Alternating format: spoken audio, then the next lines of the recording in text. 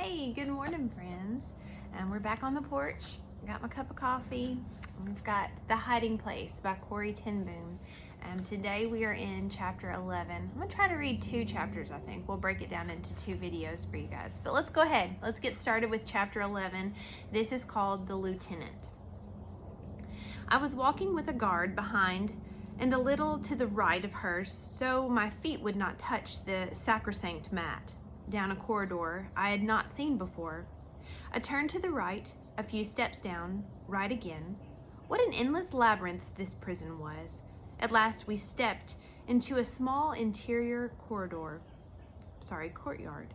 A drizzle of rain was falling. It was a chill, raw morning in late May. After 3 months in prison, I had been called for my first hearing. Barred windows stared from tall buildings on 3 sides of the courtyard. Along the 4th was a high wall, and against this stood a row of small huts. So these were where the infamous interrogations took place. My breath came short and hard as I thought back to the reports I had passed on. The night of Hitler's birthday. Lord Jesus, you were called to a hearing too. Show me what to do. And then I saw something. Whoever used the 4th of the huts had planted a row of tulips along the side. They were wilted now, only tall stems and yellowing leaves, but, dear Lord, let me go to hut number 4. The guard had paused to unstrap a long military cape fastened to the shoulder of her uniform. Protected from the rain, she crunched up the gravel. Past the first hut, the second, the third, she halted in front of the hut with the flower bed and rapped on the door. "Ja Harin?" called the man's voice. "Ja Harin?" called a man's voice. The guard pushed the door open, gave a straight salute, and marched smartly off. The man wore a gun in a leather holster and a beribboned uniform. He removed his hat, and I was staring into the face of the gentle-mannered man who had visited me in my cell. "I'm Lieutenant Rahms," he said, stepping to the door to close it behind me. "You're shivering. Here, let me get a fire going." He filled a pot-bellied stove from a small coal scuttle, for all the world a kindly German householder entertaining a guest. What if this were a subtle trap? This kind human manner, perhaps he had simply found it more effective than brutality in tricking the truth from affection-starved people. Oh Lord, let no weak gullibility on my part endanger another's life. "I hope," the officer was saying, "we won't have many more days this spring as cold as this one." He drew out a chair for me to sit on. Warily I accepted it. How strange after 3 months to feel a chair back behind me. Chair arms for my hands. The heat from the stove was quickly warming the little room. In spite of myself, I began to relax.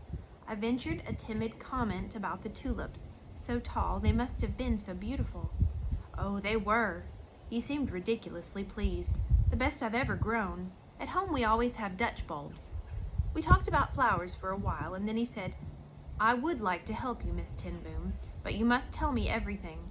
I may be able to do something, but only if you do not hide anything from me." So there it was already. All the friendliness, the kind concern that I had half believed in, all a device to elicit information. Well, why not? This man was a professional with a job to do, but I, too, in a small way, was a professional. For an hour he questioned me, using every psychological trick that the young men of our group had drilled me in. In fact, I felt like a student who had crammed for a difficult exam, and then is tested on only the most elementary material. It soon became clear that they believed the Bayhay had been the headquarters for raids on food ration offices around the country. Of all the illegal activities I had on my conscience, this was probably the one I knew least about. Other than receiving the stolen cards each month and passing them on, I knew no details of the operation. Apparently my real ignorance began to show. After a while, Lieutenant Rahms stopped making notes of my hopelessly stupid answers. "Your other activities, Miss ten Boom, would you like to tell me about them?" "Other activities? Oh, you mean you want to know about my church for the mentally retarded people?" As I plunged into an eager account of my efforts at preaching to the feeble-minded, the lieutenant's eyebrows rose higher and higher. "That's a waste. What a waste of time and energy," he exploded at last. If you want converts, surely one normal person is worth all the half-wits in the world. I stared into the man's intelligent blue-gray eyes. True National Socialist philosophy, I thought. Tulip better know. And then, to my astonishment, I heard my own voice saying boldly, "May I tell you the truth, Lieutenant Rahms? This hearing, Miss Tinboom, is predicated on the assumption that you will do me that honor." "The truth, sir," I said, swallowing, "is that God's viewpoint is sometimes different from ours, so different that we could not even guess at it unless He had given us a book which tells us such things." I knew it was madness to talk this way to a Nazi officer, but he said nothing, so I plunged ahead. In the Bible, I learned that God values us not for our strength or our brains, but simply because He has made us. Who knows, in His eyes a half-wit may be worth more than a watchmaker or a lieutenant. Lieutenant Rahms stood up abruptly. "That will be all for today." He walked swiftly to the door. "Guard!" I heard footsteps on the gravel path. "The prisoner will return to her cell." Following the guard through the long, cold corridors, I knew I had made a mistake. I had said too much. I had ruined whatever chance I had that this man might take an interest in my case. And yet the following morning it was Lieutenant Rahms himself who unlocked my cell door and escorted me to the hearing. Apparently he did not know of the regulation that forbade prisoners to step on the mat, for he indicated that I was to walk ahead of him down the center of the hall. I avoided the eyes of the guards along the route, guilty, as a well-trained dog discovered on the living room sofa. In the courtyard, this time a bright sun was shining. "Today," he said, "we will stay outside. You're pale. You're not getting enough sun." Gratefully, I followed him to the farthest corner of the little yard where the air was still and warm. We settled our backs against the wall. "I could not sleep last night," the lieutenant said, "thinking about the book where you have read such different ideas. What else does it say in there?" On my closed eyelids the sun glimmered and blazed. "It says," I began slowly, "that a light has come into this world so that we need no longer walk in the dark. Is there a darkness in your life, Lieutenant?" There was a very long silence. "There's a great darkness," he said at last. "I cannot bear the work I do here." Then all at once he was telling me about his wife and children in Bremen, about their garden, their dogs, their summer hiking vacations. Bremen was bombed again last week. Each morning I ask myself, are they still alive? "There is one who has them always in his sight, Lieutenant Rahms. Jesus is the light the Bible shows to me, the light that can shine even in darkness as yours." The man pulled the visor of his hat lower over his eyes. The skull and crossbones glinted in the sunlight. When he spoke, it was so low I could hardly hear. "What can you know of darkness like mine?" 2 more mornings the hearings continued. He had dropped all pretense of questioning me on my underground activities and seemed especially to enjoy hearing about my childhood. Mama, father, the aunts. He wanted to hear stories about them again and again. He was incensed to learn that father had died right there in Scheveningen. The documents on my case made no mention of it. These documents did answer one question, the reason for solitary confinement. Prisoner's condition contagious to others in cell. I stared at the brief typed words where Lieutenant Rahms' finger rested. I thought of the long-winded, haunted nights, the scowling guards, the rule of silence. But if it wasn't punishment, why were they so angry with me? Why couldn't I talk? The lieutenant squared the edges of the paper in front of him. "The prison is like any institution, Miss Tinboom. Certain rules, certain ways of doing things. But I'm not contagious now. I've been better for weeks and weeks, and my own sister is so close. Lieutenant Rahms, if I could only see Betsy, if I could just talk with her a few minutes." He lifted his eyes from the desk, and I saw anguish in them. "Miss Tinboom, it is possible that I appear to you as a powerful person. I wear a uniform. I have a certain authority over those under me. But I am in prison, dear lady from Haarlem. A prison stronger than this one." It was the 4th and final hearing, and we had come back into the small hut for the signing of the procès verbal. He gathered up the completed transcript and went out with it, leaving me alone. I was sorry to say goodbye to this man who was struggling so earnestly for truth. The hardest thing for him seemed to be that Christians should suffer. "How can you believe in God now?" he'd ask. "What kind of God would let that old man die here in Scheveningen?" I got up from the chair and held my hands out to the squat little stove. I did not understand either why Father had died in such a place. I did not understand a great deal. And suddenly I was thinking of Father's own answer to hard questions. "Some knowledge is too heavy. You cannot bear it. Your Father will carry it until you are able." Yes, I would tell Lieutenant Rahms about the train case. He always liked stories about Father. But when the lieutenant returned to the room, a guard from the women's wing was with him. "Prisoner Timboom has completed her hearings," he said, "and will return to her cell." The young woman snapped to attention. As I stepped through the door, Lieutenant Rahms leaned forward. "Walk slowly," he said, "in corridor F." Walk slowly? What did he mean? The guard strode down the long door-lined halls so swiftly I had to trot to keep up with her. Ahead of us, a prison trustee was unlocking the door to a cell. I trailed behind the guard as much as I dared, my heart thumping wildly. It would be Betsy's cell. I knew it. Then I was abreast of the door. Betsy's back was to the corridor. I could only see the graceful, upswept bun of her chestnut hair. The other women in the cell stared curiously into the corridor. Her head remained bent over something in her lap. But I had seen the home Betsy had made in Scheveningen. For unbelievably, against all logic, the cell was charming.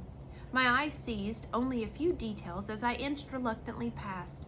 The straw pallets were rolled instead of piled in a heap, standing like little pillars along the wall, each with a lady's hat atop it. A headscarf had somehow been hung along the wall. The contents of several food packages were arranged on a small shelf. I could just hear Betsy saying, "The red biscuit tin here in the center." Even the coats hanging on their hooks were part of the welcome of that room, each sleeve draped over the shoulder of the coat next to it like a row of dancing children. "Schneller? Aber schnell?"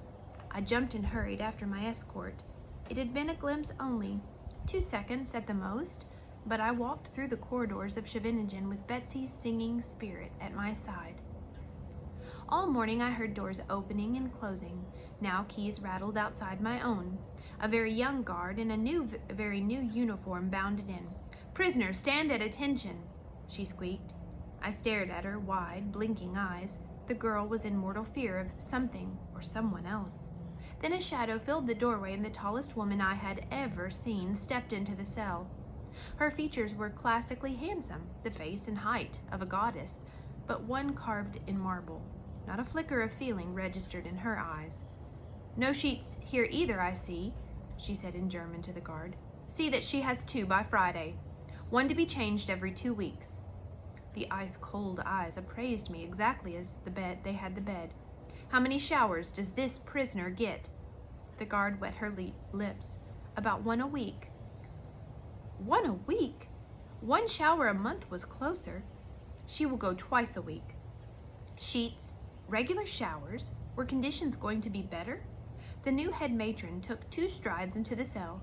She did not need the cot to reach the overhead bulb. Rip! Off came my red cellophane lampshade. She pointed to a box of soda crackers that had come in a second package from Nolly. "No boxes in the cells," cried the little guard in Dutch, as indignantly as though this had been a long-standing rule. Not knowing what else to do, I dumped the crackers onto the cot. As the matron unspoke in command, I emptied a bottle of vitamins and a sack of peppermint drops the same way. Unlike the former head matron, who shrieked and scolded endlessly in her rusted hinge voice, this woman worked in a terrifying silence. With a gesture, she directed the guard to feel beneath the mattress. My heart wedged in my throat. My precious remaining gospel was hidden there. The guard knelt and ran her hands the length of the cot, but whether she was too nervous to do a thorough job or whether there was more mysterious explanation, she straightened up empty-handed. And then they were gone. I stood gazing numbly at the jumble of food on my cot. I thought of this woman reaching Betsy's cell, reducing it again to 4 walls and a prison cot. A chill wind was blowing through Scheveningen, cleaning, ordering, killing. It was this tall, ramrod straight woman who unlocked the door to my cell one afternoon in the second half of June and admitted Lieutenant Rahms. At the severity in his face, I swallowed the greeting that had almost burst from me. "You will come to my office," he said briefly. "The notary has come." We might as well have been total strangers. "Notary?" I asked stupidly. "For the reading of your father's will." He made an impatient gesture. Obviously, this minor matter, had interrupted a busy day. It's the law. Family present when a will is opened. Already he was heading from the cell and down the corridor.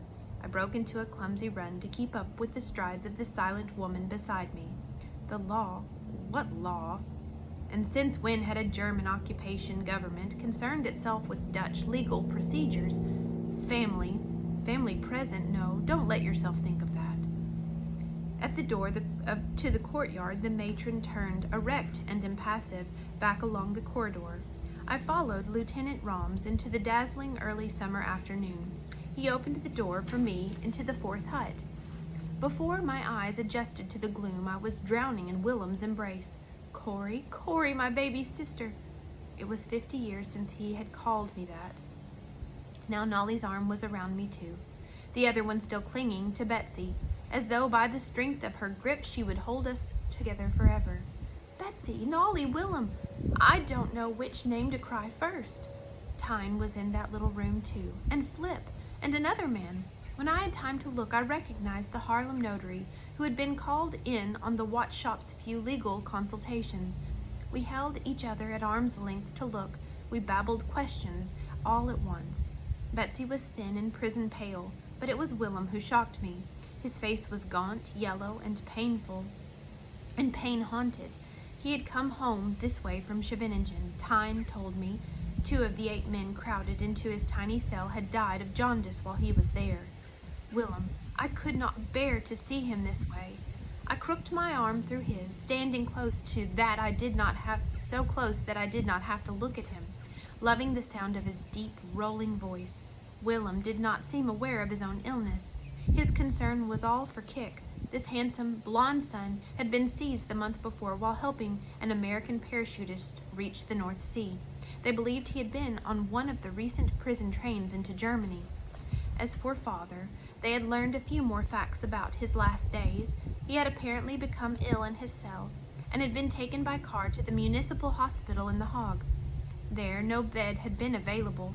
Father had died in a corridor, separated somehow from his records or any clue as to his identity.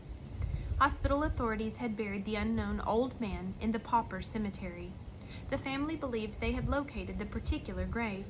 I glanced over at Lieutenant Rahms. He was standing with his back to us as we talked, staring down at the cold, unlit stove. Swiftly, I opened the package that Nolly had pressed into my hands with the first embrace. It was what my leaping heart had told me, a Bible, the entire book, in a compact volume tucked inside a small pouch with a string for wearing around the neck, as we had once carried our identity cards. I dropped it quickly over my head and down my back beneath my blouse.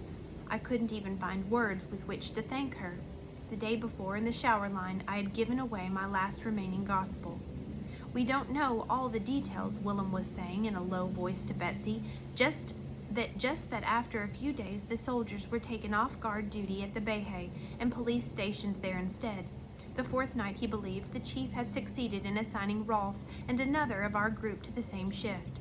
They had found all the Jews, well, though cramped and hungry, and seen them to new hiding places. And now, I whispered back, they're all right now? Willem lowered his deep-sunk eyes to mine.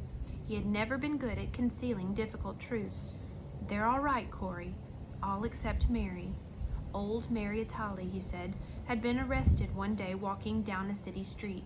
Where she had been going, and why she had exposed herself this way in broad daylight, nobody knew. The time is up. Lieutenant Rahms left his perusal of the stove and nodded at the notary. Proceed with the reading of the will. It was a brief, informal document. The Behe was to be the home for Betsy and me as long as we wanted it. Should there ever be any money realized from the sale of house or watch shop, he knew we would recall his equal love for us all. He committed us with joy to the constant care of God. In the silence which followed, we all suddenly bowed our head. Lord Jesus, Willem said, we praise you for these moments together under the protection of this good man. How can we thank him? We have no power to do him any service. Lord, allow us to share this inheritance from our Father with him as well. Take him too and his family into your constant care. Outside, a guard's footsteps sounded on the crunchy gravel walk.